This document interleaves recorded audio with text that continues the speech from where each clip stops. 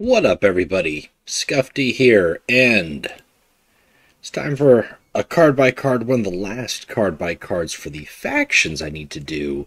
I should say the Legion factions.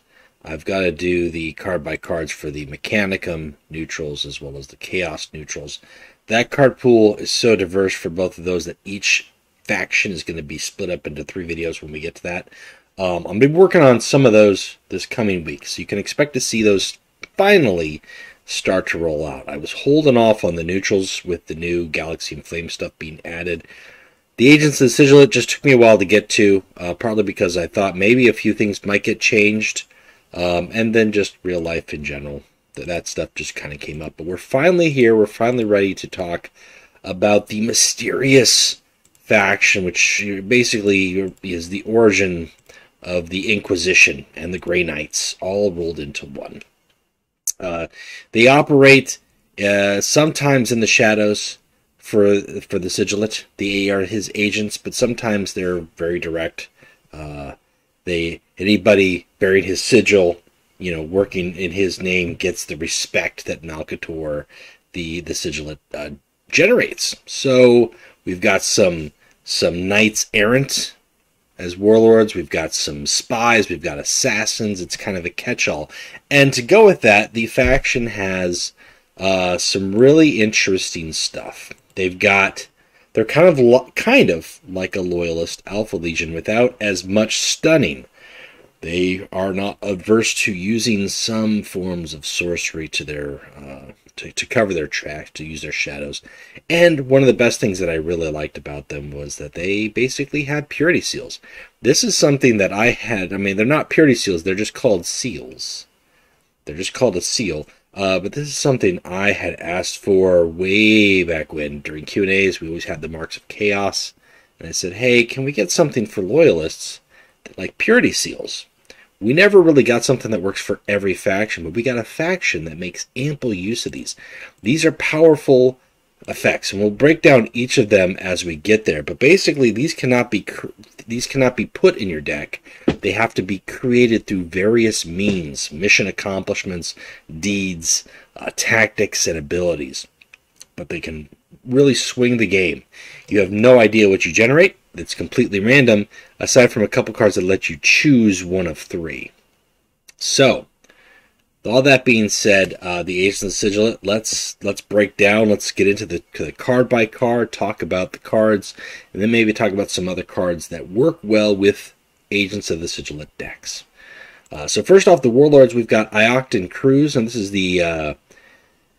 as far as lore goes, they have heard he was a very old and elderly, sometimes jokingly referred to as a senile Luna Wolf. Kind of took Garviel Loken under his wing for a bit. But he's still a tried and true Space Marine. One of the few Sons of Horus that makes it back that's loyal. And he's got a special role because his art is different.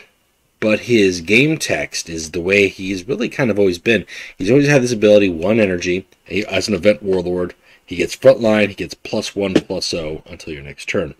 That makes him kind of formidable as a frontline. But the really nice thing about that giving frontline to your warlord in this faction is there are some units, like Council Informant or Euphrates Keeler or even some of the assassins that you really want to protect from flankers. Let them use their ability. Use the administrative archives, stuff like that. That basically you're going to be generating value every turn they're on board, but they're very weak if they're not protected. So you've got a way to protect them out the gate with Ioctan's ability. It's not offensive, but it doesn't have to be because the tools that you're generating with those cards, as you'll see as we get into the rest of the faction, are very offensive at times. Now, Iota, this is a popular warlord, this was the popular warlord. Her ability at one time on release, it was 1 energy to give can attack until your next turn, and then the next time she dealt 3 damage for 1 energy, which is, it's kind of a high swing.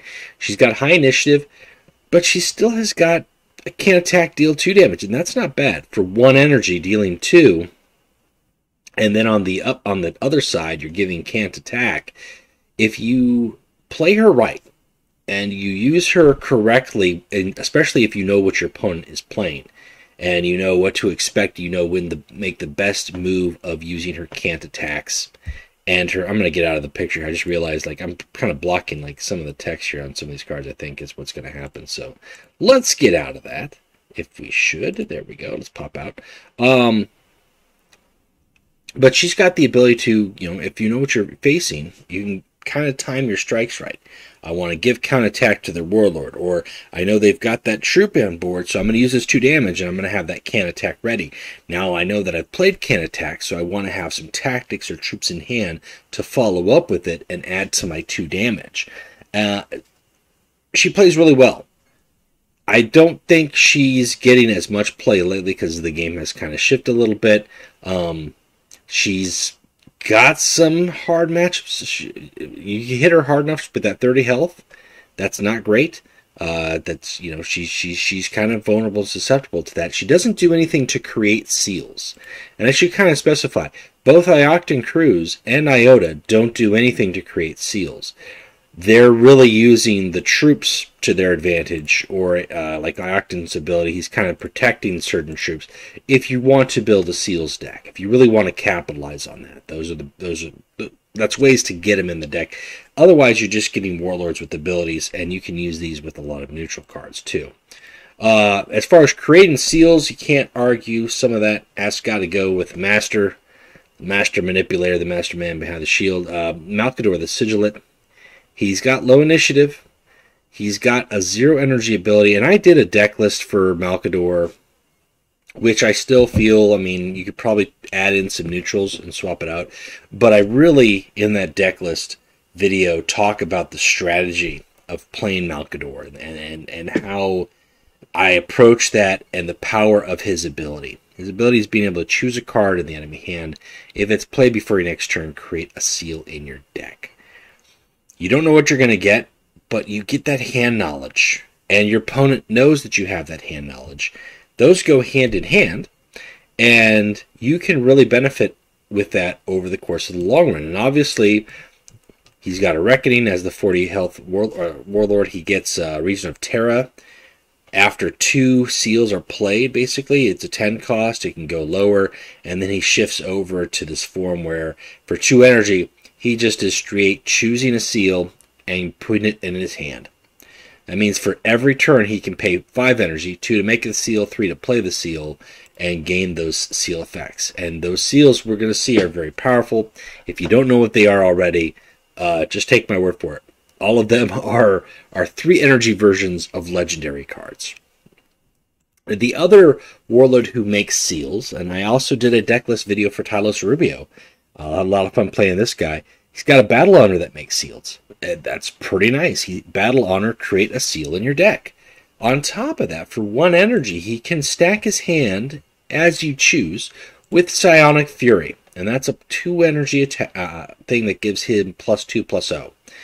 So at the very least, that gives him a bigger lethal range against troops to gain that Battle Honor, which is great. For 2 energy, he becomes a 4 attack. Very nice. But in some matchups, you can really stack your hand and set up for a 1-turn kill against your opponent's warlord. You know, 4 energy gives you 6 attack warlord, and then you follow that up maybe with an Orders from Terra, you're dealing 12 damage, taking 4. Or maybe you've got 3 in your hand. All right, well, that's 6 energy to give yourself 8 attack.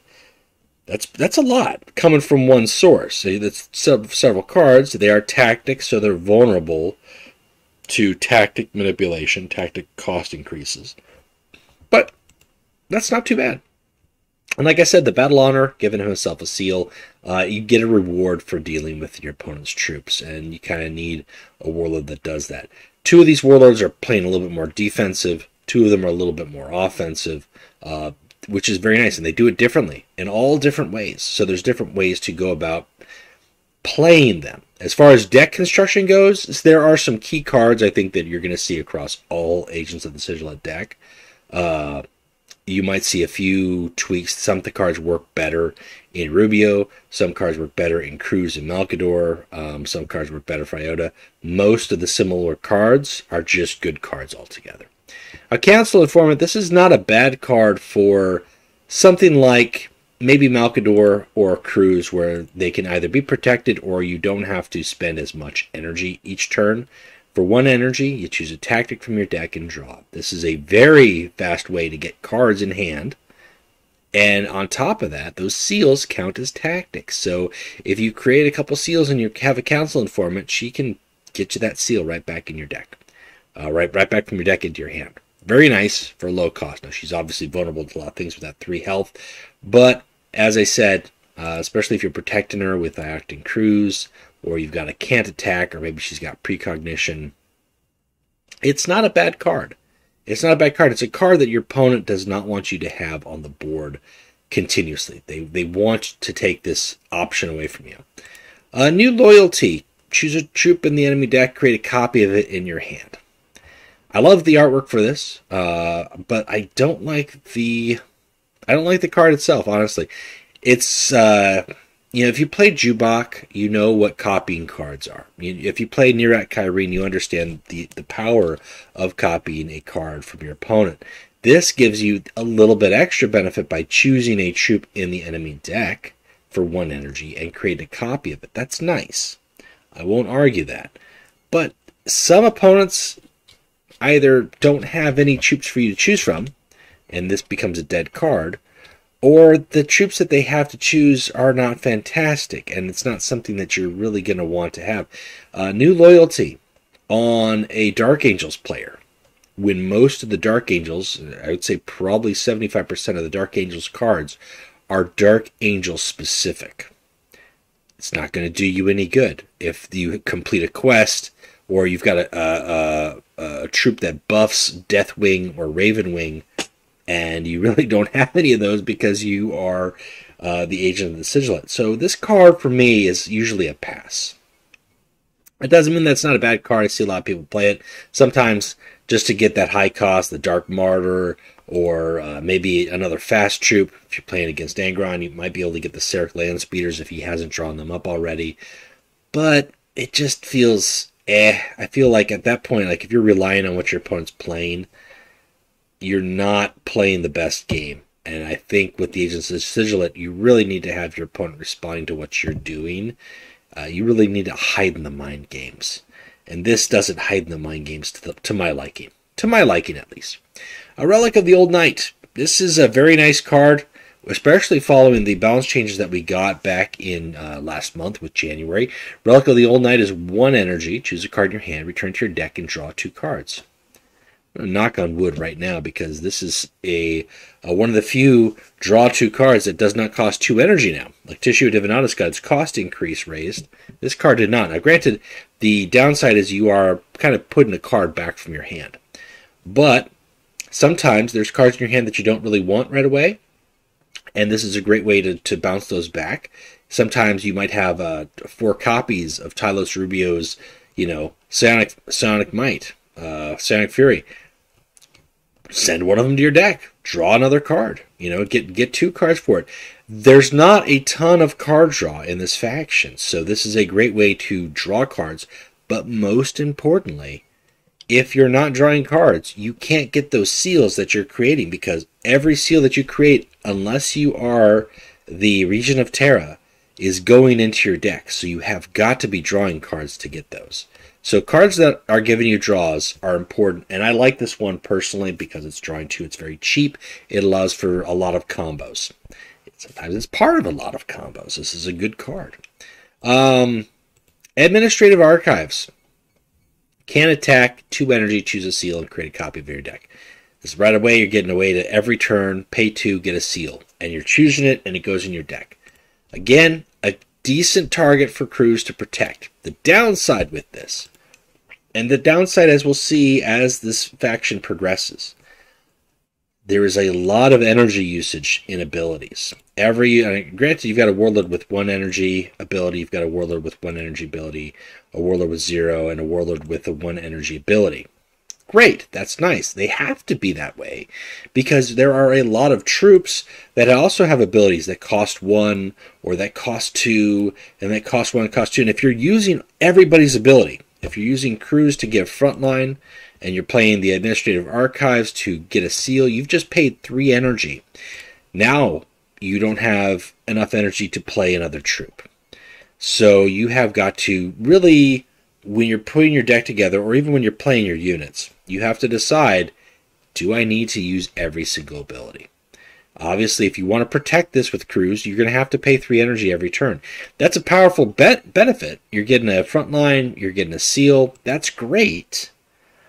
But if it's preventing you from playing some of your high-cost stuff, it may not be the best plan, the best course of action. So personally for me, I tend to pass on this. It has its place.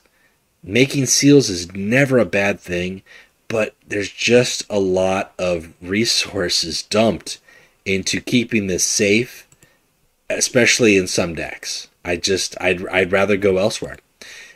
Speaking of going elsewhere, classified assignment, here's a tactic for 2 energy. Right off the bat, I get that ability, and then I draw a card. Now, the difference is this is a one and done. Whereas Administrative Archives lets me do this every turn. The downside is Administrative Archives is not drawing a card, whereas Classified Assignment is. And that's why I picked this over that every time, because I want to put a card in my deck and draw a card. Because whether or not I draw the seal I just created, I'm still drawing a card. And that is important for this faction. So personally for me, Classified Assignment wins out over Administrative Archives if I had both in play. If I've got a classified assignment in my hand and an archives down on the board, maybe I might as well use the 2 to create a seal, and then when the archives gets destroyed, then I've still got my classified assignment. That's a good way to go about it. But if you're playing both, personally, I feel like that's overkill. That's just me. That's just me. Now, Execution Force. This card is not too bad. I love the artwork here. Let's go kill Horus. Let's go kill Horus Lupercal. Choose a troop in the enemy deck. When it is played from hand, deal 10 damage to it. That's really powerful. It is one of the only ways to get rid of troops with ward when they hit the board, which is really nice. Very high cost troops. There are very few cards that can withstand that. The downside is if they have a drop pod or if they have shield, Execution Force falters. And I mean, granted, you get to choose, right? But if you're playing a Horus deck or a Sons of Horus deck, and all they have is drop pod troops in your choice options, well, that sucks. That's a wasted card. Or if you're playing a Mechanicum and you just happen to come across 3 troops with shield, or desperate defense build, or they just have 1 troop and it has survivor even. It's just not great. Execution Force on top of that, I should mention, I mean, if you play Execution Force against the Salamanders and you pick a troop with sacrifice, you're going to give them that free sacrifice when they play that troop. So you have to play it very smart. For all those reasons, even though it is powerful and it's a great way to deal with some very powerful warded troops, or just like fast, you pick the Raven. You will not have to worry about Night Lords closing the game with the Raven, because when they play it, it's gone. That's great. That's a great in that matchup. But for all those other reasons, I personally just don't run this card. I can't rely on it enough, and I'd really rather rely on the stuff that I am seeing in their hand and am playing on my card, as opposed to, well, if you play this card, I might get lucky, and if I pick that card, I might get lucky, as long as there's something for me to pick that I can kill. Gaze of the Regent. This is one that I run in every deck. Deal 2 damage for 2. That's great, and it gives can't attack until your next turn. This is very nice in order to buy yourself some time, giving yourself can't attack. This can go on your enemy Warlord, which combos very nicely with Iota. You can get multiple turns with can't attack. If you use her ability, ping for 2, throw that down. Then the next turn, use her ability to give can't attack. And then maybe the next turn you have another Gaze of the Regent. And you've just bought yourself like 4 turns. If you need to have that. That's very nice. It's very nice. Yeah, so Gaze of the Regent, very nice. Doesn't work on warded targets, but it does help you prolong your game. And the Gaze of the Sigillite are not a fast faction. They really aren't. Malkador's Circle. Here's another unit with an ability of energy, but it's a really good ability. For 2 energy, you get a 2/3 front line, and then every turn that this guy survives, he gets +1/+2 as long as you're putting resources into him. If he's got the counterattack on him, or if you've given can't attack to your enemy warlord, you can make this guy very nice. I like them as a frontline troop, just as a way that this becomes a unit that your opponent has to throw resources at. They can't let this unit get stay alive, because it will get stronger every turn. And that's not even counting other cards that you can use with this card. I'm thinking of one specific epic on top of that. But I mean, just the fact that this is on the board every turn, it could become a 3/5 and then a 4/7 and so on and so forth. I mean, that's really strong. +1, +2. 2 health.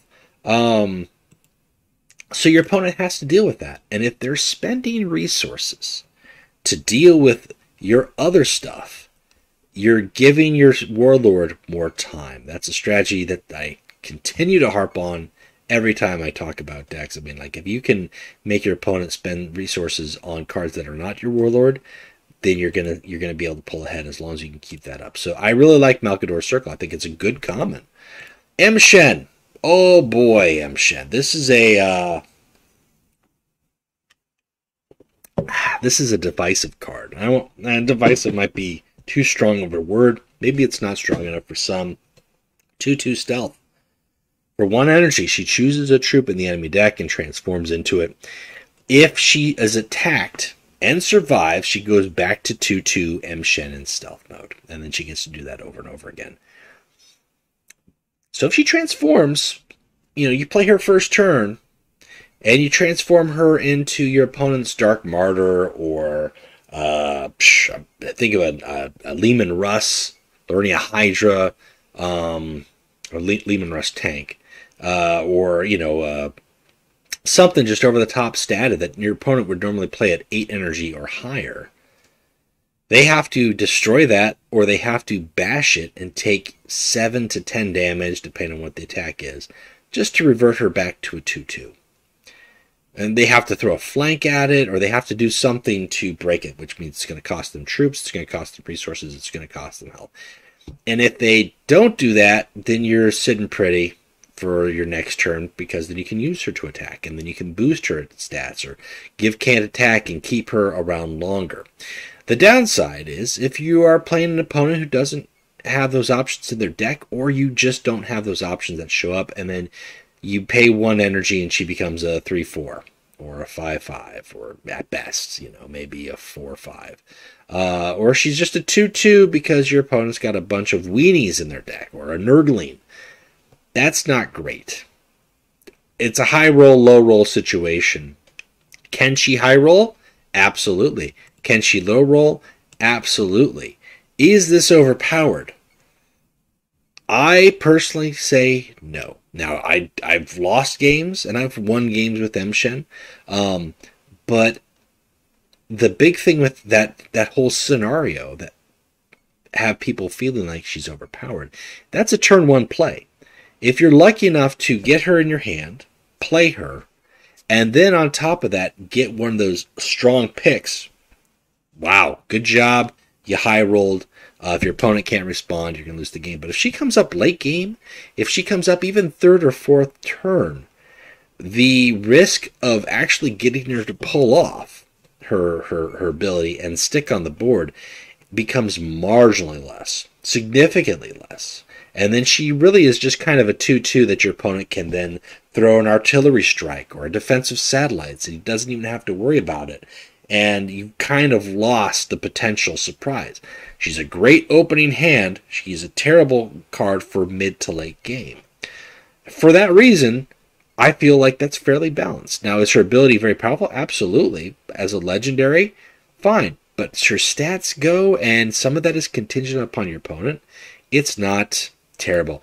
And, I mean, we're saying the same thing with Execution Force, kind of with M-Shen, too. If you don't have options, you're kind of stuck. I wouldn't recommend playing both of these in the same deck. If you get M-Shen, play M-Shen over Execution Force. If you want to play Execution Force and not play M-Shen, that's okay too. Or you could just pass on them altogether and play Malkador's Circle. Oath of Moment.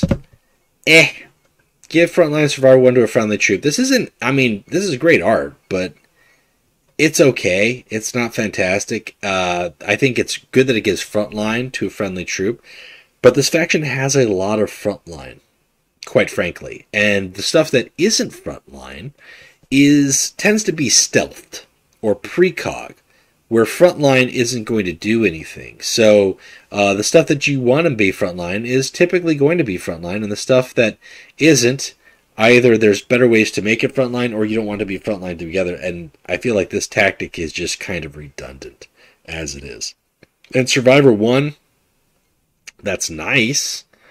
I'd rather have Survivor 2 for 2, but, you know, you get the frontline, I guess. It just isn't a great card. I just don't ever play with this. I just don't. Covert Operative. This is a great card. This is my is this my favorite epic? I don't know if this is my favorite epic. This is part of many pieces of a combo. First off, I love the fact that it's a Vanus Assassin.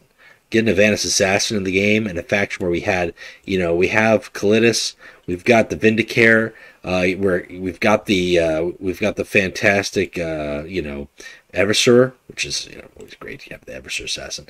I think there we go. We got the Calexis too. Yes, all the classics, but the Vanus Assassin, the assassin of cyber terrorism, basically. I love it. Stealth, 3/3, rally, choose a card in the enemy hand. If they play that card while this guy's in play, it deals 5 damage to the enemy warlord. Now,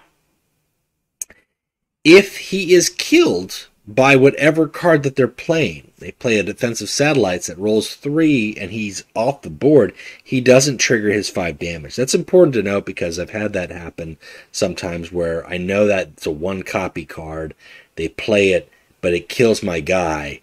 They don't have 2 copies of it in their hand, and it doesn't deal 5 damage, and I get sad or disappointed. It's a little bit of a gamble, but the important thing here is you're getting hand knowledge. You're getting to choose a card, so you're seeing 3 cards in their hand. You're going to see what they've got. You're going to pick one. They know that you picked one, and they're going to try to not play that card. Otherwise, they're going to take 5 damage from this trigger. And then on your next turn, you can feel free to attack with him, and you've got 3 more damage coming. That's 8 damage from this 3 energy card. That's a lot.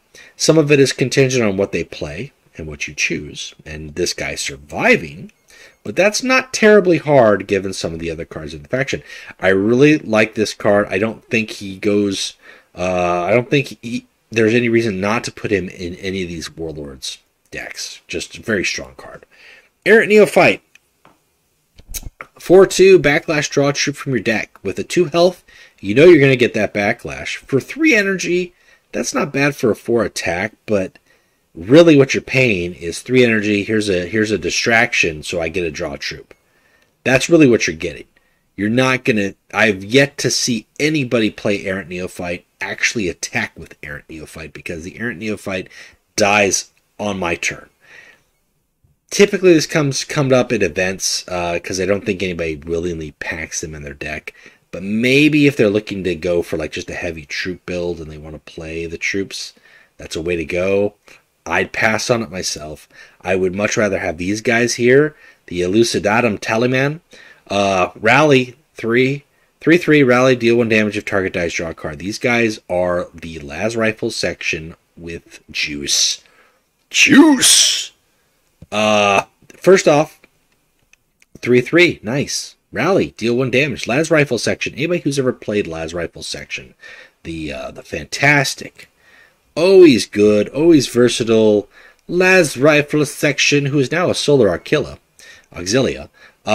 Then the fact that you're getting them to draw a card to go with it, and as I've already said, drawing a card with this faction, very important. Normally, I like to hold on to them and not play them until I have at least 1 seal in the deck, if I can help it, if I can use their ability. But sometimes you just got to use them in a pinch, just to clear a troop and draw a card. And that's never a bad thing either. This is just such a handy-dandy tool, fantastic troop. Euphrates Keeler. Oh, the prophet, the saint. Wonderful character in the story. She goes hand in hand with Ioctan Cruz, which... thematically so, she works very well in his deck. He kind of helps shepherd her and safeguard her to the Terra system in her story arc. And then at that point, she meets other characters along the way and has wonderful adventures, and some of them are very scarring and emotional and physical and mental damage. But somehow she remains hopeful. Adjacent troops have frontline. Give +1/+1 to your troops.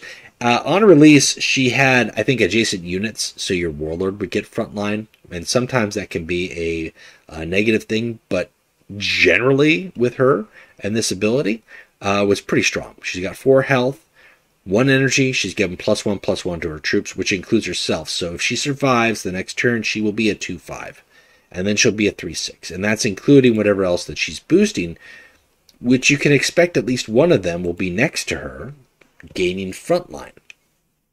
So that's very nice. But again, it's an ability that costs energy.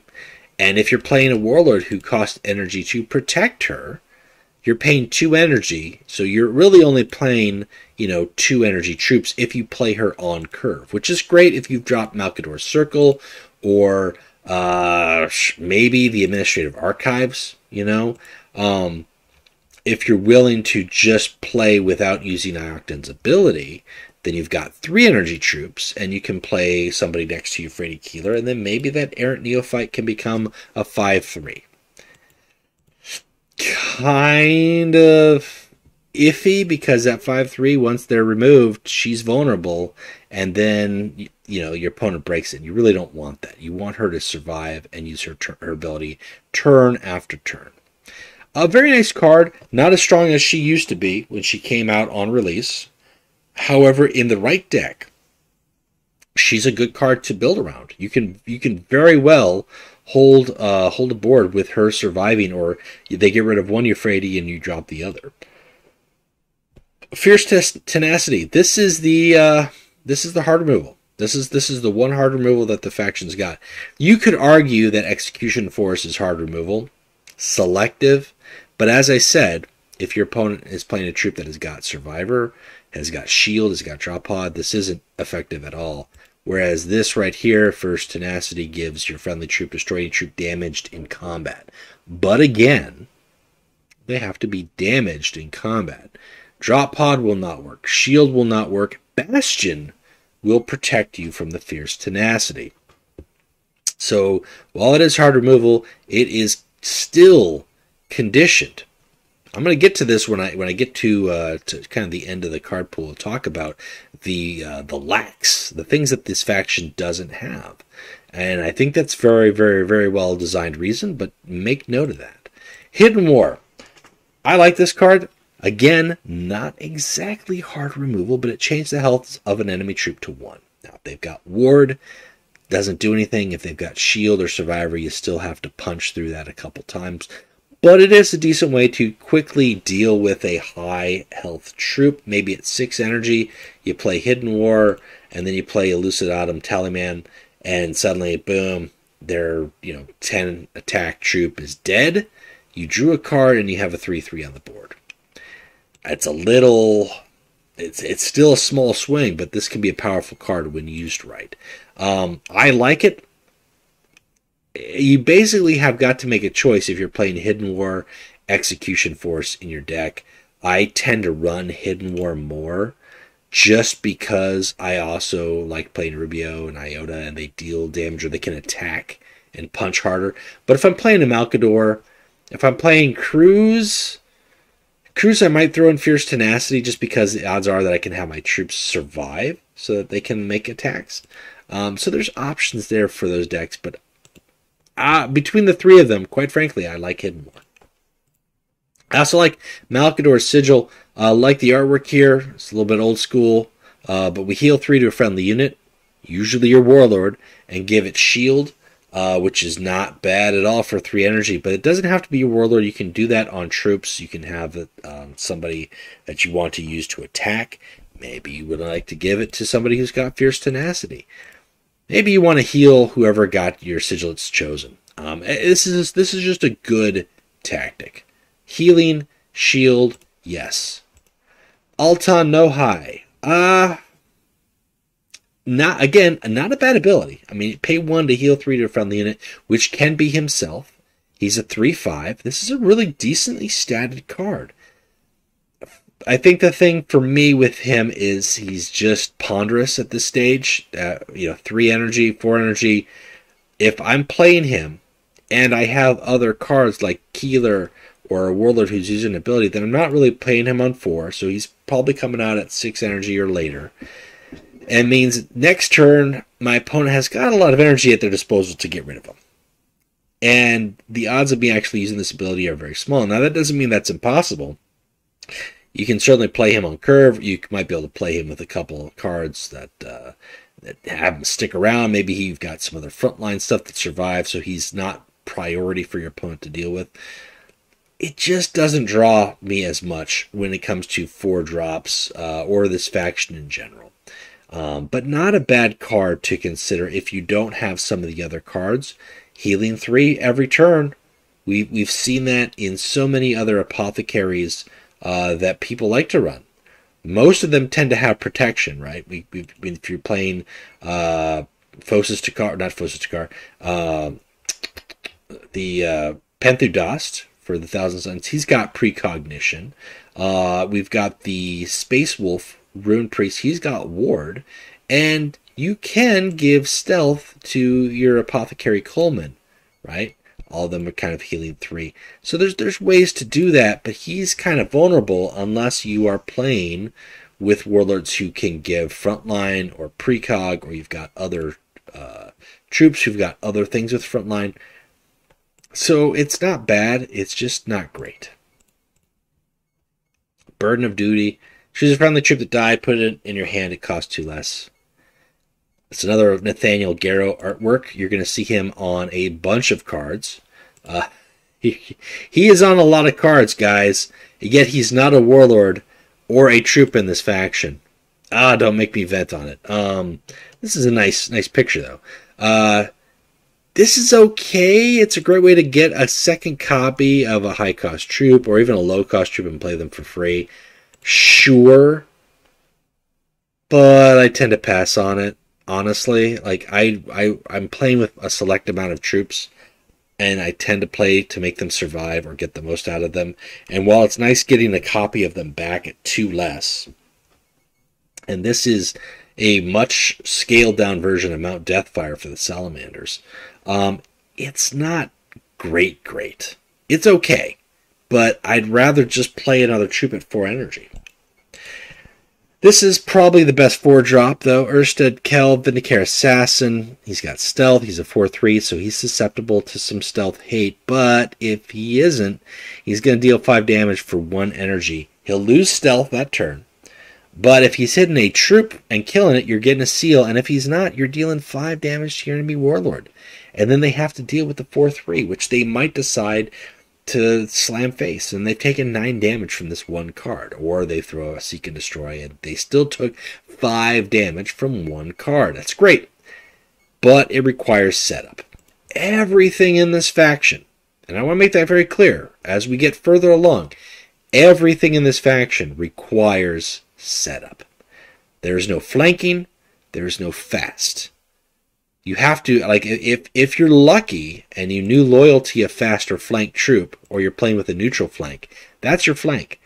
There is no fast in this deck. It is all setup. Every card does something powerful if they survive. You've got some rally effects, that's great, but they're not swingy. They're not like, this is epic, thank goodness this guy hit the board and wiped things out. It requires setup. Errant Conscript. If you play a seal, put another Errant Conscript on the board. That's nice. A 4/4 that could potentially copy. That's great, but if you don't have any seals in your hand, then you really have to wait to play him. At 7 energy, technically you could play a 4/4, play the seal, and gain the seal effect, and then magically get a 4/4. That's nice. That's a decent combo. Surprise your opponent, because the seals are very powerful in of themselves, and then on top of that, you're getting 2 bodies at 4/4. That's cool to see, but that doesn't happen that often because these guys don't get played as much. I don't think there's anything wrong with that. They're just mediocre enough to not get played as much. That's probably the best way I can explain it. Khalid Hassan is more likely to get played because this is a frontline troop out the gate. He's not 4 attack, but he does have 5 health. And for 1 energy, he chooses a troop from your deck and draws it. Again, another ability that costs energy. I like it when it's on a frontline troop because you want him to be frontline. You don't want to have to attack with him if you don't want to. He's going to sit back, and if he doesn't attack, he's still doing something for you. That's great. But if you've got 3 or 4 troops now on the board that are got energy abilities, again, as I said, you're kind of shooting yourself in the foot. You have to really pick and choose what are you using. Palatial Intrigue. I ran this tactic a lot early on. I still don't dislike it. I actually like this. Choose a tactic that your opponent played this game, put it in your hand, and it costs 3 less. I like Palatial Intrigue a lot more than I like New Loyalty. Honestly, it costs a little bit more, but generally you get to choose after they played certain cards. And early in the game, some of those setups, some of those 4 energy, 5 energy equipments or epic tactics or even hard removals, this is a great way to copy it, and then you get a really nice cost reduction. 3 less is one of the best cost reductions in the game, only to be outdone by Ahriman's special card at 4. That's very powerful, and especially if you're paying 4 energy for it, you can almost play it the same turn. Obviously, it's less impactful if your opponent has played a finisher in the game. This is not going to do anything for you, but in some games, this can really copy some really interesting things. I do like this card. Sometimes it's hard to make room for it in some decks, but it's worth considering. It's worth considering depending on what your card pool looks like, because this actually can benefit you really well as long as you play it at the right time. And if you've seen multiple tactics that are going to benefit you. If your opponent is a Thousand Suns player and all they've been playing is Psychic Tactics and City of Light, that's not really anything you're going to want to copy or anything that's going to benefit you that game. But if you're playing it against Iron Warriors, they played a lot of damage cards. They played Precision Bombardment or Superior Firepower. Those are decent cards to copy. Or maybe it's against a Imperial Fist player, and they played their Stalwart Defenders.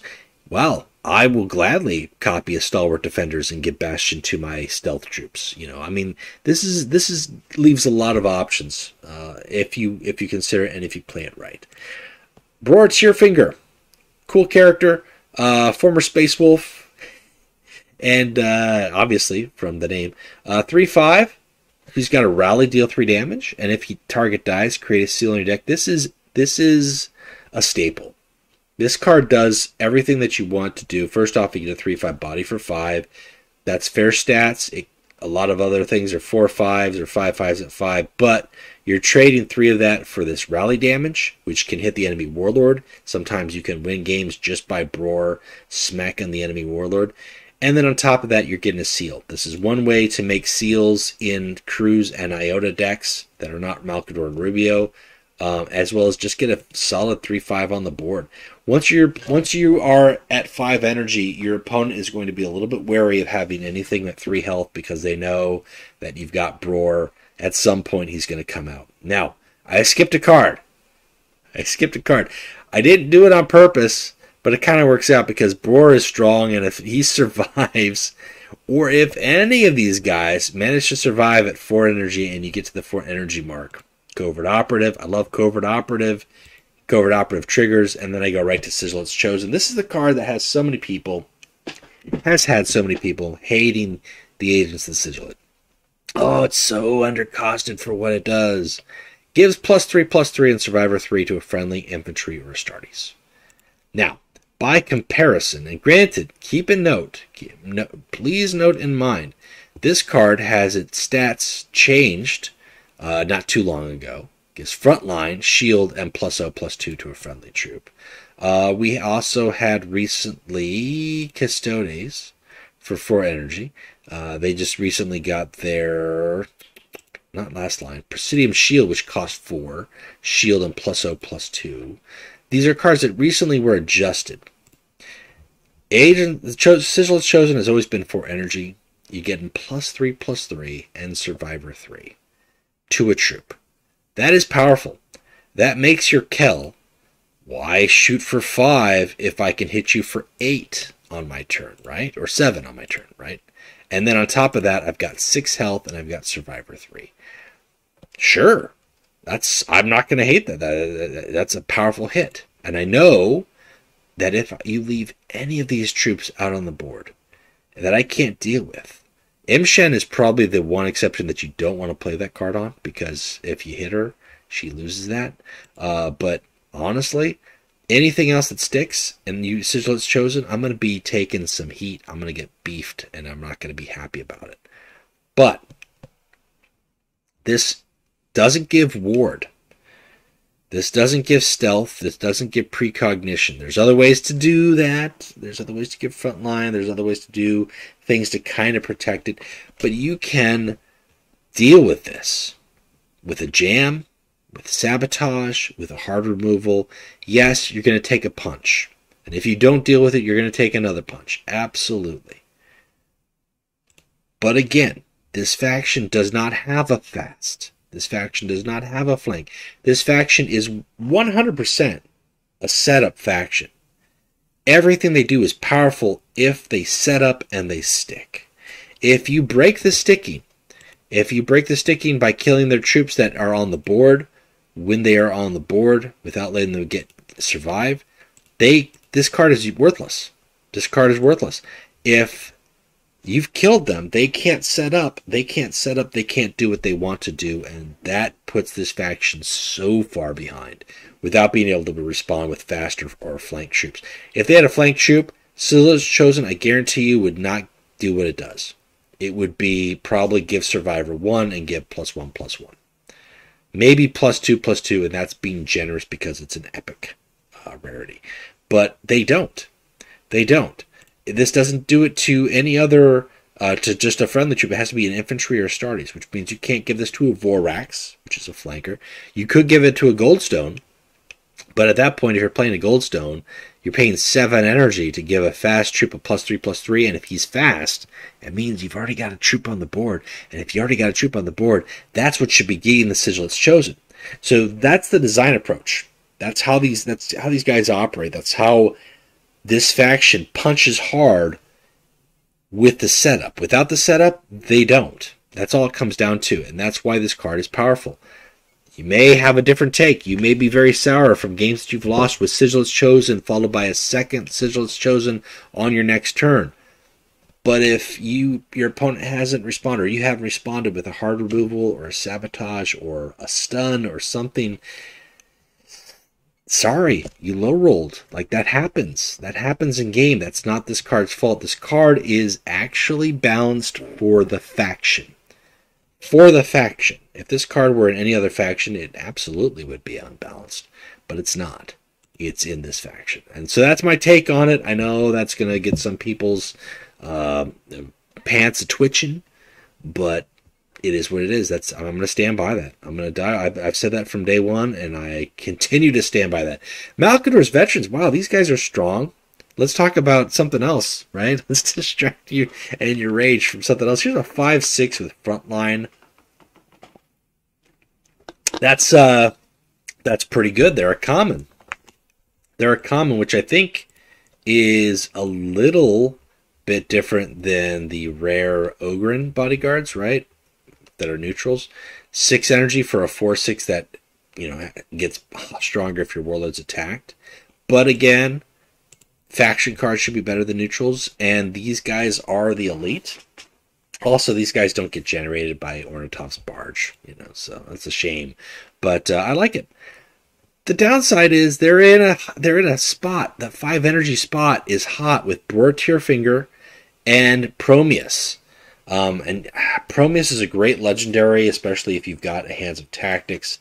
This guy gets +1/+1 when you play a tactic. First off, he's got Rally Precognition until your next turn. And on your next turn, you play, let's say, 3 or 4 tactics. This guy becomes very strong and then hits hard. And then on top of that, you've played whatever tactics you've played. So, very nice card, yet he has a place. He's very important in the story. At the very least, he's vulnerable to hard removal. He's vulnerable to tactic damage. He can be targeted even though he has precognition. He doesn't have ward. So he is vulnerable to things. And again, he is a setup card. He has rally precognition that helps with his setup. That's not too much different than stealth on deployment. But if he sets up, he works really well. If he doesn't set up, and your opponent gets rid of him, then you've lost the resource. Sword of Truth. Speaking of not having flank, not having fast, the faction, aside from the seals that can be created randomly, therefore you don't have a whole lot of choice over that, and you have to draw them. Sword of Truth is the only tactic that deals more than 2 damage in this faction. You can deal a lot of damage through troop abilities. You can deal a lot of damage by attacking with troops. But as far as direct damage goes, Sword of Truth is a one and done. It is a legendary. It deals 5 damage. It doesn't deal 7, doesn't deal 6, doesn't deal 10, doesn't deal 8, 5. If the target dies, create a copy of your hand. That's great. Oftentimes, I use Sword of Truth to kill troops. But it is nice when you can use it to end the game as well and use it for lethal. But the faction, as I said, like that's their big areas. Like their troops are doing the work. Their setup troops are doing the work. You're not relying on tactics to do the work. Now, there's a tactic combo with a certain troop down here that we'll get to, but the tactics themselves aren't necessarily winning the game. They're not dealing the lethal damage. It's other things. It's your troops and the setup dealing the lethal damage. So Sword of Truth is a great legendary. If it's in the shop, definitely pick it up. I should clarify that. I mean, definitely worth picking up at the shop. Prometheus is worth picking up at the shop too. But that is a big point to note when it comes to this faction design as a whole. Yasuo Nagasena, I love this guy's story arc. I love his whole shtick, kind of working alongside some of the various agents of the Sigillite. He's just a human. He's kind of tasked with bringing down some rogue Astartes, and then eventually working to try to stop the shards of Magnus from being reassembled. He's got a battle honor, create a seal in your deck. That's cool. 5/5. I like the fact that he's in this faction, but again, he's in that very tricky 5 spot, and I just don't have room for the veteran and Nagasena, and Bror, and Prometheus. So it tends to get skimped over, especially because his ability isn't even a rally effect. It doesn't even give you anything protection. He's got to survive, and he has to kill a troop with his battle honor. And if your opponent doesn't have troops, he's just a 5/5 on the board. So I tend to pass over him, but he's not a bad card. He's not a bad card. Emperor's Approval. Hey, you remember Triumph of Olenor, which costs 10 energy and gets cost reduced. This just straight up costs 6 out the go, gives +1/+1 to all your troops in play, in hand, and in your deck. Why? Because you work directly for the Emperor. You have his approval out the gate. You don't have to triumph at Olenor. You don't have to kill a bunch of orcs. He loves you anyways. Daddy E loves you anyways. It's a powerful card, but I don't play it. 6 energy, I'd rather play a troop. I'd rather play 2 tactics. This is a nice, strong boost buff. I think in events, maybe if you drafted it, it wouldn't be too bad as a one-of. But that's a big momentum shift, and if you don't have any troops on the board, or you don't really have too many troops in your hand to follow up with it on your next turn, you're really kind of gambling. And that's not a gamble I want to take. Ganymus. Oh, this guy's so cool. Stealth. Sure. Terror. Why not? Relentless. Gains +2/+1. So when he attacks, at least he's going to have terror at a 6 attack, which is a great way to get rid of a lot of things. And if you happen to throw the Sigill's Chosen on him at 7 energy, mind you, your opponent can respond to quite a lot, but at 7 energy, he's a 9 attack with Survivor 3, and he's going to get stronger every turn that your opponent can't attack with him, or can't deal with him. Really cool. Really, really good setup. He's a high-cost card, and he's got stealth. He's got 5 health. It's great, but the higher cost you go, the harder it is to expect your things to stick. So that's kind of why it's nice that he's got the stats that he's got. He's not a bad card.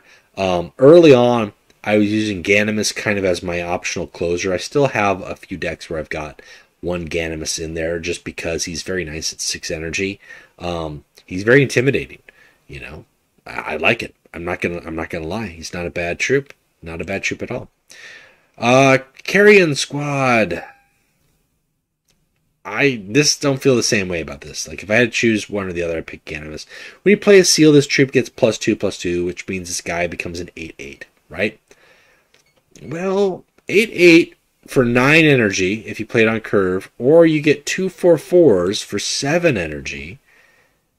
Yeah, it feels almost the same. It's a little different. But it feels almost the same. Really not great. Vardis Ison. This guy's got a great ability. Powerful ability. Deal 2 damage and give can't attack until your next turn. That's really cool, but he's such a high cost.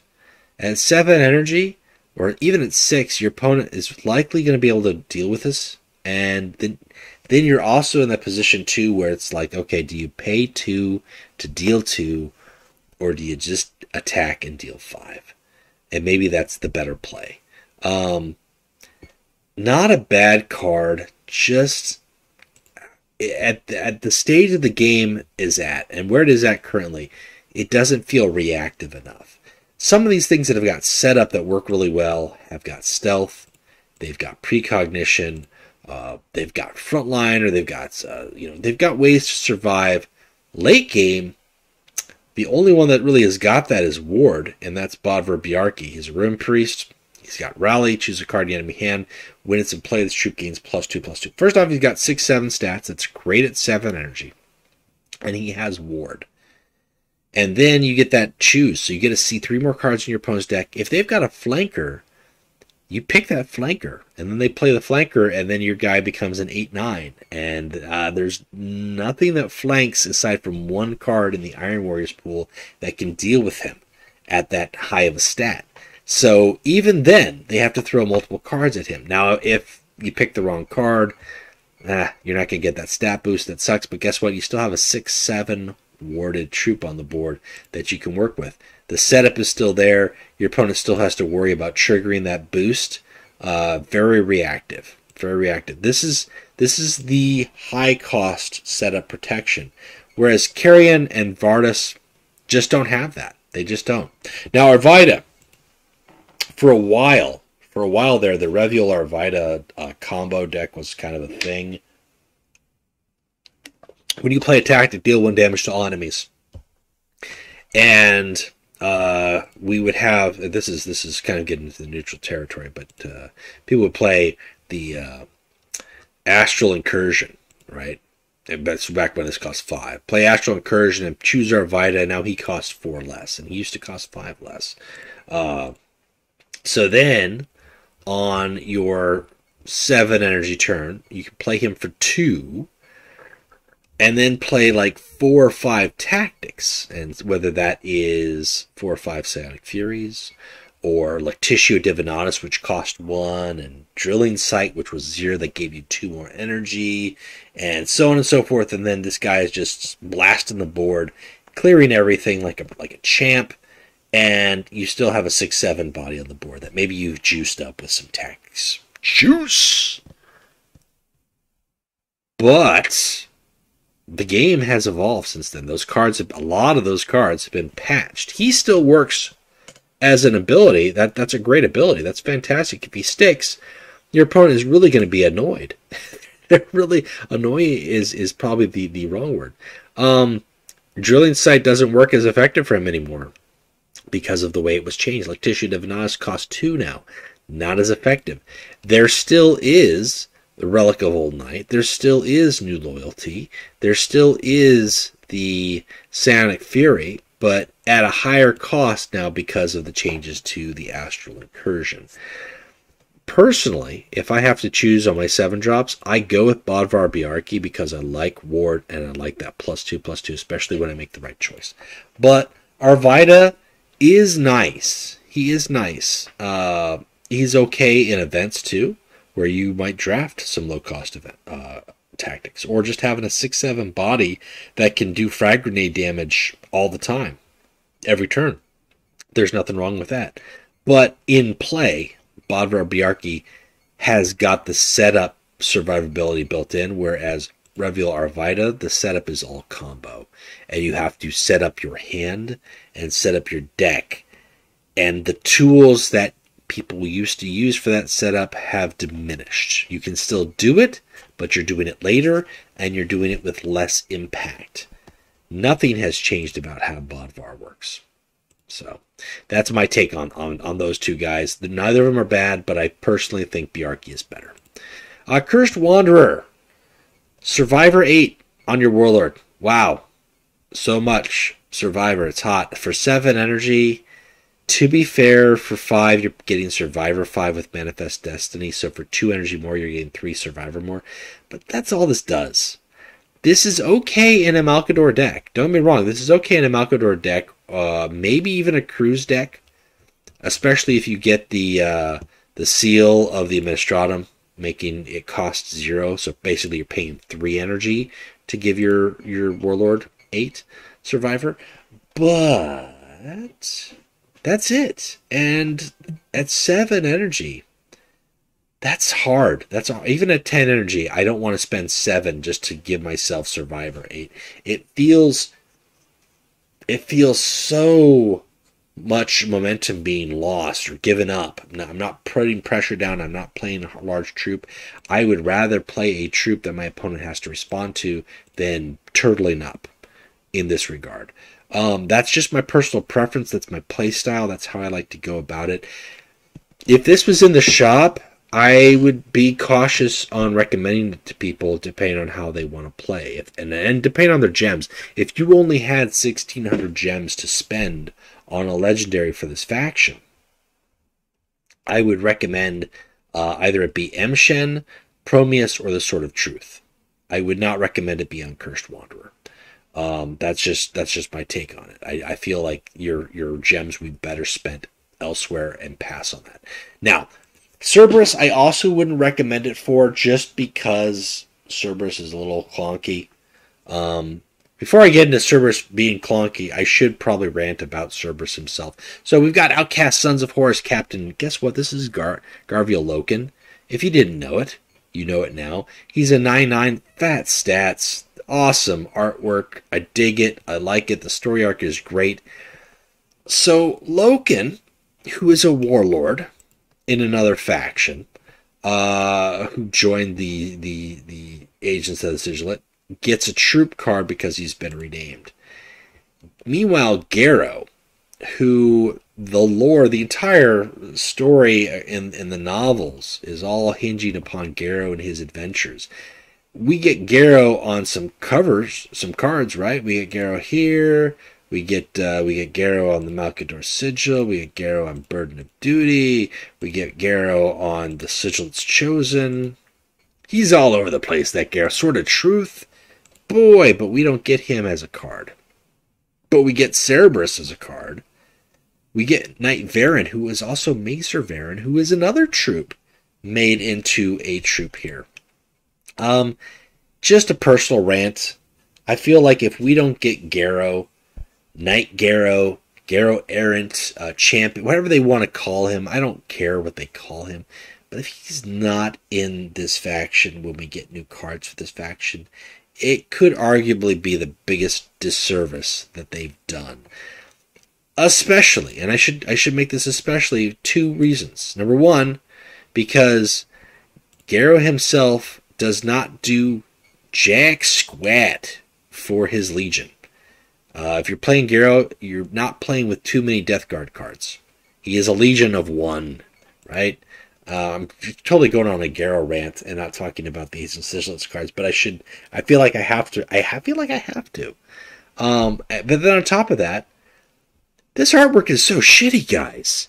This artwork is so old and shitty. Where is his elbow at? This is his shoulder pad. Where does his arm, like, how does that work with, like, this is just shit. I get that this worked at one time, way back yonder, when they had artists doing Horus Heresy work. I appreciate it. But compared to the artwork that we've got for Garrow and other cards, this is so much better. Look at that. Look at that. Here, look, his elbow is actually where it should be. Ah, I can't do it. I can't do it, guys. Anyways, that's just a rant. We need to have him in here. We need to have him in here. Come 4 months from now when we get a new expansion. Garo needs to be in this faction. That's my crusade. I'm going to crusade for that in deck slots. It's happening right now. As you're watching this, the ideas are fermenting in my head. Calexis Assassin. I like this card actually a lot. I played with this card for a while when I didn't have Cerberus and I didn't really have a Bodvar when I was first building the faction. It's an 8 energy troop. It's very high cost, but it has stealth. It has 6 health, so it's very likely to survive, your normal stealth hate things. The opponent would have to high roll with defensive satellites as well as follow it up with something else to get rid of this thing. And then it's got this interesting ability. For 2 energy, you can reveal a tactic in your enemy's hand and deal damage to the equal to its cost to the enemy warlord. 9 times out of 10, you rather just want to attack for 9. Like, why wouldn't you? I can attack for 9, or I might pay 2 and deal 4 at best. But in some matchups where you know what your opponent has got because you've been playing other choose cards like Malkador or Covert Operative or maybe even Bodvar Biarki, and you've seen that they've got cards like Apotheosis, I'll pay 2 to deal 10. I've done that. I've done that against some Curse decks. It's great. You drop him like before they hit Madness, and for 2 turns you're like, okay, at your 9, here's your Apotheosis. That's 10 damage. Your next turn, 10 damage. And they have to choose. Do I play Apotheosis and not do anything and take 9? Or do I not play Apotheosis and take 10? That's great. That's kind of a limited scenario. Usually, like I said, you're going to attack for 9. But for stealth, for an 8/6, you don't see this too often. You don't see high-cost stealth troops with high stats too often. The ones that you do, some people argue are ponderous. Cade's Next is in a faction right now that is working very fast, where they really don't need him. Maybe the sisters have got they've got this Karen Acquisitor, right, with the 9, but they also don't need this. Typically at 9, they've got other things that have done enough damage or is pumping out enough hits. The agents of the Sigillite, I would argue, are kind of the exception where they can get to that point and maybe they've got the game in the bag. Maybe they don't, but they could really use this to turn the tide or to capitalize because, again, it's a setup thing. If their setups haven't stuck, but they're still in the game, this could make the difference. If their setups are sticking, then this is unnecessary. Now, when it comes between your high-cost finishing troops, personally, I like Bodvar just because he comes out earlier and you can do a little bit more with that. Cerberus obviously has got the longevity, right? So you play a seal and he's died, you put it back in play. Now, he's vulnerable to stun, jam, can't attack, whatever, while he's on the board. But once he's off the board, it doesn't matter if he's been jammed or not, he can come right back. That's great, but he's got to get off the board first. And if you lock him at 2 health, 3 health, 1 health, he's just a 9 attack that's been locked. Whereas Calexis Assassin is in stealth mode, can't be targeted. So I would do Bodvar as spot 1, Calexis as spot 2, everything else in this range spot 3 or less. Inner Chambers. It's a structure. It's got 5/10, can't attack. The nice thing here is resolution, creates a sealed and draws a card. That's nice. Solid stats. If you deploy it, it's very likely going to stick. It can't be Melgatord, but it's not really doing much else for you. And if you're not drawing the seals that you're creating, you're kind of stuck. And at 9 energy, in most games, Sigil is chosen or not, you really don't want to be relying on a thing that it doesn't do anything for you. Like in events, Inner Chambers can really turn the tide. In standard play, you should not play this card, not because it's a bad card, but because the pace of the game just moves too fast for it. It's not going to be effective. You're better off playing these other guys, as I've said. Knight Variant, kind of the same thing. The best thing I've seen for Knight Variant, and I like the character. Maester Varen finally getting some love. He's actually more playable here than he is in the World Eaters, which was always kind of the point, I think. He's got Bloodthirst on a 9 attack. So, again, that's 18 damage if he sticks. The setup, right? The setup is there. If he sticks, you will hit hard. That's the whole point of this faction. If they get their mission accomplished, if they get to do what they set out to do, then powerful things will happen for the agents of the Sigillite. That's the whole shtick of this faction. But when you play a seal, he heals completely. Well, that's great. That's very likely for that you'll get that 18 attack because you can deal 9, play a seal, heal, and then deal another 9. That's cool. But that 10 energy means you can't play anything else. So the best things I've seen are obviously Seal of Administratum gives him a 0 cost. So for 3 energy, you can play Knight Varen for, that's pretty powerful. But you've got to get the Seal of the Administratum. You've got to get it in your hand. You have to have Knight Varen in your hand. And that's a lot of ifs. And most likely, if that happens, it's not going to happen at 3 energy. It's not going to happen at 5 energy. It might happen at 6 energy if the fates allow and if all the shadow things have happened, right?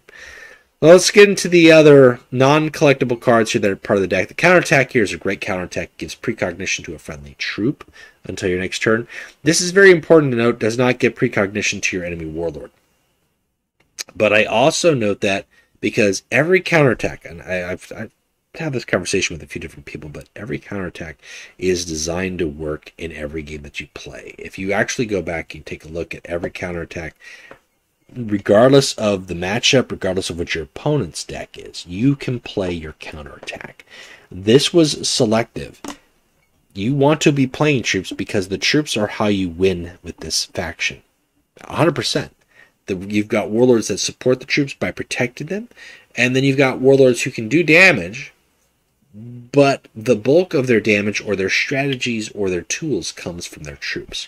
So having a counterattack that benefits those troops, that gives them precognition for a turn, very nice.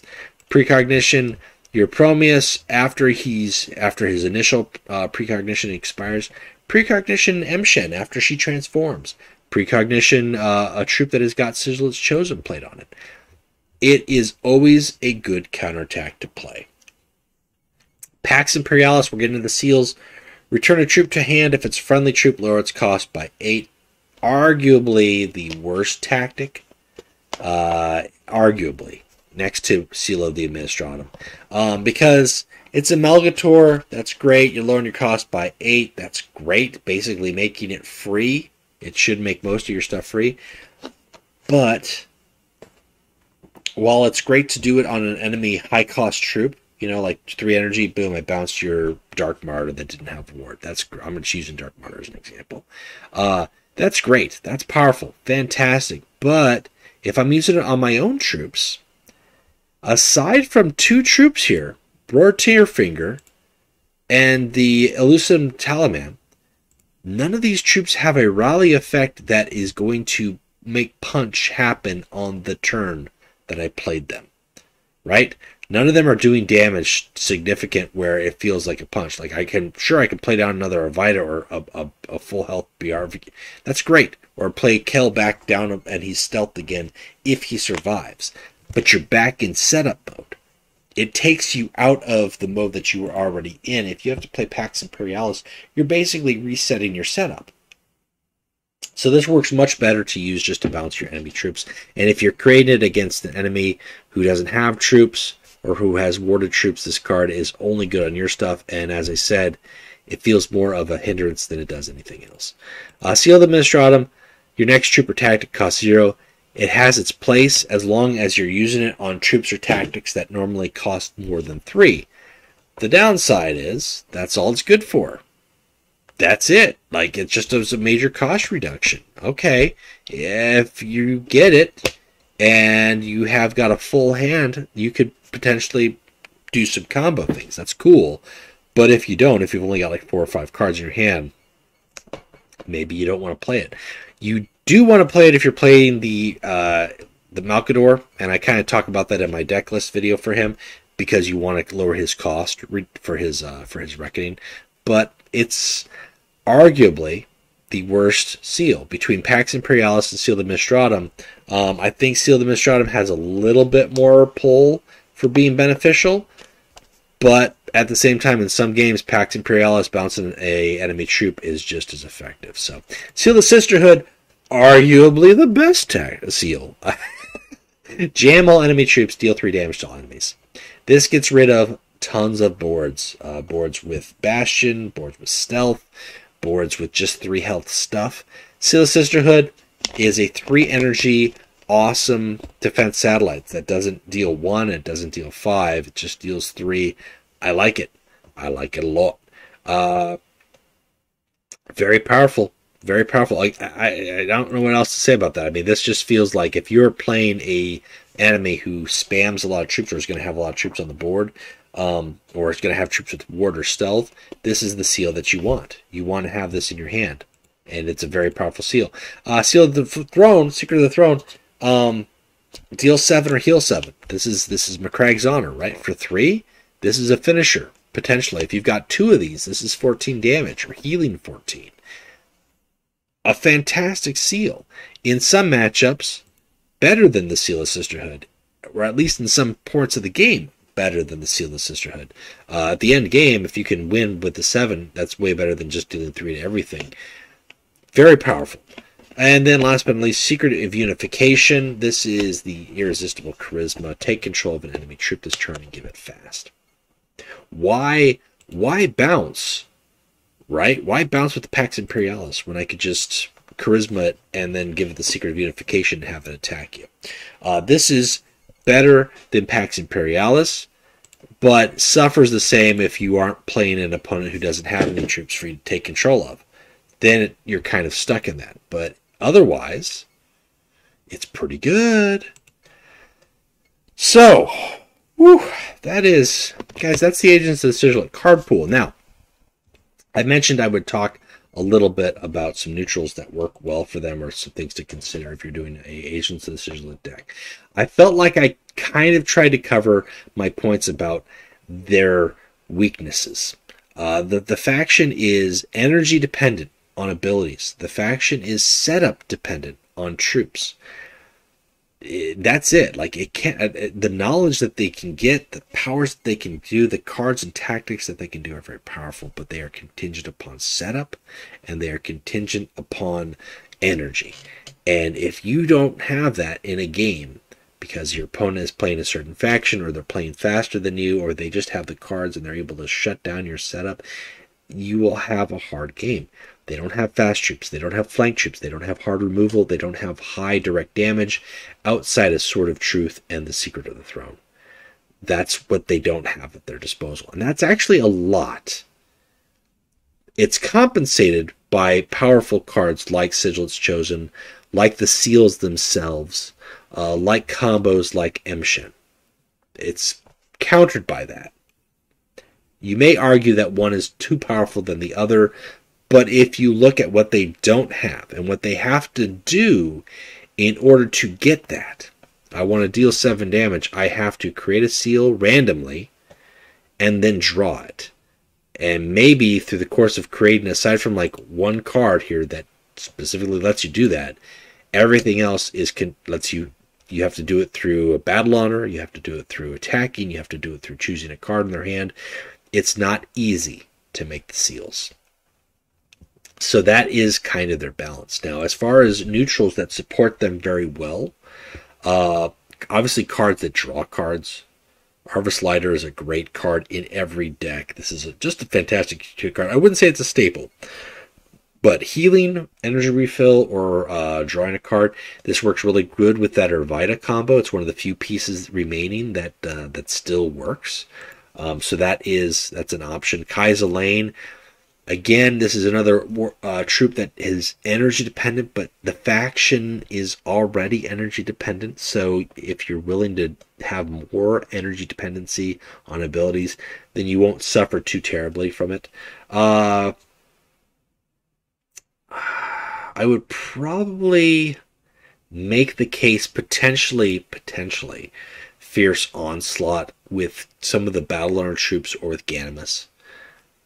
It's arguable. I wouldn't rely on it heavily. I would rather have stuff like Lord Malkiel, which is giving me energy, Duke Morticher, maybe...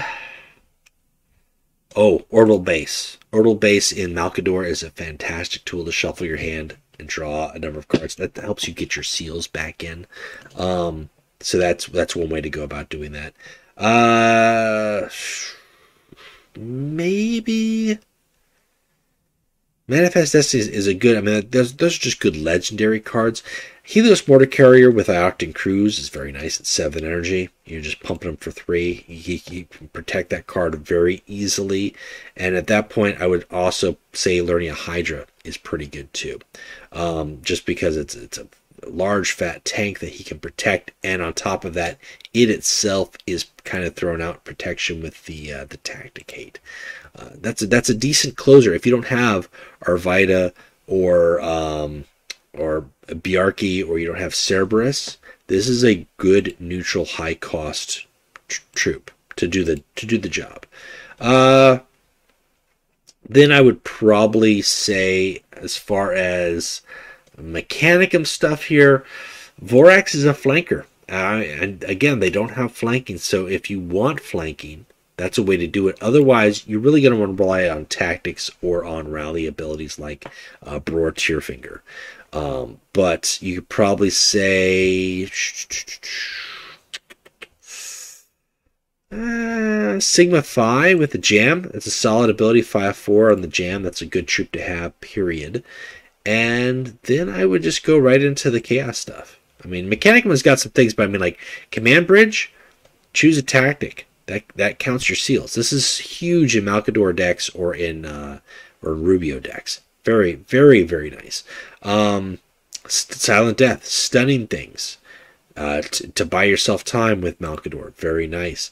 Defensive Satellites, Informant Network, to make your enemy troops vulnerable or targetable by your Tearfinger or by your Vindicare Assassin. Watchers in the Dark. This is a low-cost stealth troop. Again, setup-y, but that he's going to be able to jam, or you throw down a nice Sigillite's Chosen on him, and then you've got a 5/5 with Survivor as well as a very strong ability. And, you know, we talked about Astral Incursion. You could possibly make the argument, possibly, for something like Softpeck, just for the tactics, but I'll be honest, I don't like the maintenance. I don't like the maintenance 4 on this guy, because the faction, I don't like maintenance with any of the demons for the Sigillite, because they're energy dependent, and if they're losing energy, they're losing a valuable tool. So I would pass on that. But Father Decay isn't a bad one. That's probably the best one to use, especially if you've lost a lot of your stealth troops and then you play them, boom, boom, boom. You've got stealth troops back on the board as well as a 6/14. That's cool, but that's a legendary, and I think there's better 8-drops or 9-drops that work better. This one isn't bad. Elite Bodyguard actually isn't bad with your Warlord attack, deal 2 damage to the attacker. This is a troop that is not a frontline troop, but it functions very, very well, like some of these frontline troops that kind of deter your opponent from targeting your Warlord and targeting those troops instead. So that's not bad, especially if you give them precognition for a turn where they can't be attacked and your opponent has to choose, do I not attack at all, or do I attack my Warlord and take damage? It's an option. Overall, I think a lot of the Sigillite cards can work in a Sigillite deck. There are some very good neutrals. Sagittarius Squad with Mechanicum works well in Ioctan Cruise too, because you can protect them. Jukebox Star, I mean, your standard go-to legendaries are not going to be a bad thing, but I want to offer you common and rare options too, and I think those exist in limited aspect. really stick with cards like Council Informant. Stick with cards like, I mean, if you really had to, in a cheap pinch, I suppose you could do a Ioctan Cruz Farron's Militia, but Farron's Militia is still going to be just as susceptible to tactic behind front lines as it would be otherwise. So I don't want to convince you on that. I don't know. Air superiority? Air superiority isn't bad, especially if we're going with a choose and the control or the manipulation, understand what your opponent's got in their deck. That's cool. But usually, especially if you're playing Malkador, you want to choose cards that they can play. So you get stuff, not choose cards to make that not be able to play. Unless you're comboing this with Malkador so that the card that they want to play, they can't play, and they have to play the card that they can play, which is the card that you picked. And now you've got a mind game within mind game. I don't know. That's a lot to that. That's a possibility. That's really tricky. And if you make that work, kudos to you. So that's it for me, guys. That is the Agents of Sigillite, card by card. We finally got to it. It's lengthy, it's wordy, it may be divisive, it's opinionated. Come at me. If you don't like Sigillite's Chosen, come at me. I want to hear why.